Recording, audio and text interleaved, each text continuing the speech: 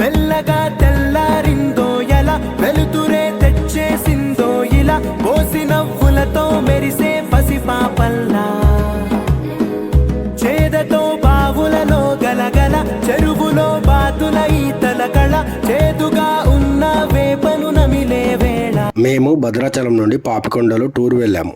మేము ఎలా వెళ్ళామో తెలుసుకుందాం ఇప్పుడు. మేము వచ్చేసి మా ఓన్ కార్లో పోచారం బోటింగ్ పాయింట్ వరకు వెళ్ళాము.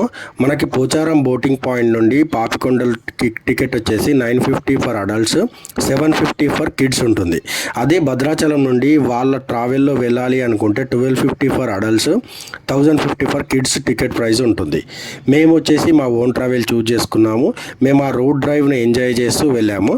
వెళ్ళాక అక్కడ బోటింగ్ పాయింట్ దగ్గర మనకి టికెట్ వ్యాలిడేట్ చేయించుకున్న తర్వాత మనకు వచ్చేసి వాళ్ళు టిఫిన్ అనేది అరేంజ్ చేస్తారు. ఆ టిఫిన్ తినేసి మనం బోట్లోకి ఎంట్రీ ఇచ్చేస్తే మనకు ఆ బోట్ జర్నీ అనేది ఒక 6 అవర్స్ ఉంటుంది పాపికొండల వరకు. మనకి బోట్లో వాళ్ళు గైడ్ ప్రొవైడ్ చేస్తారు. గైడ్ మనకి అవన్నీ ఎక్స్ప్లెయిన్ చేస్తుంటాడు. మనం అక్కడ పాపికొండలు చుట్టూ ఉన్న ఆ గోదావరి నది మధ్యలో ఆ గోదావరి నదిని ఎంజాయ్ చేస్తూ దాన్ని చాలా ఎంజాయ్ చేయొచ్చు ట్రిప్ని. మనకి వెళ్తుంటే మధ్యలో చాలా గిరిజన గ్రామాలు కనిపిస్తూ ఉంటాయి. వాటి గురించి గైడ్ అనేది ఎక్స్ప్లెయిన్ చేస్తుంటాడు. కొన్ని గిరిజన గ్రామాలకి ట్రాన్స్పోర్ట్ సౌకర్యం కూడా ఉండదంట, రోడ్డు కూడా ఉండదంట. మేము వాటిని చూస్తూ ఎంజాయ్ చేస్తూ మా ట్రిప్ని సాగించాము.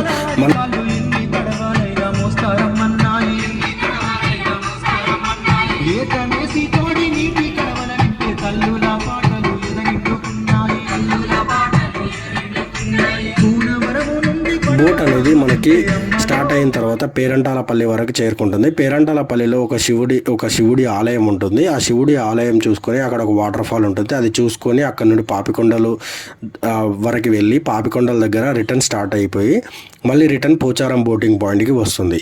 ఈ మధ్యలో బోటింగ్ వాళ్ళు మనకి కొన్ని యాక్టివిటీస్ కూడా అరేంజ్ చేస్తారు. ఫ్యామిలీ యాక్టివిటీస్, కిడ్స్ డ్యాన్స్ చేయడము అండ్ బోటింగ్ గైడ్స్ డ్యాన్స్ చేయడము.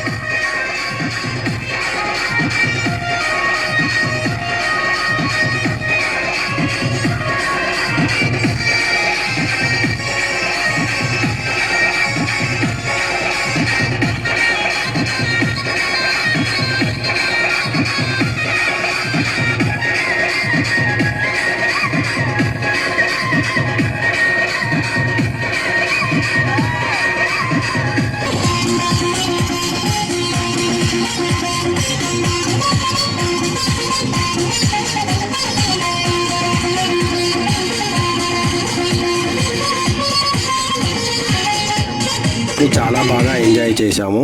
చాలా బాగా అనిపించింది గోదావరి నది మధ్యలో బోట్ పైన వెళ్ళడం అనేది.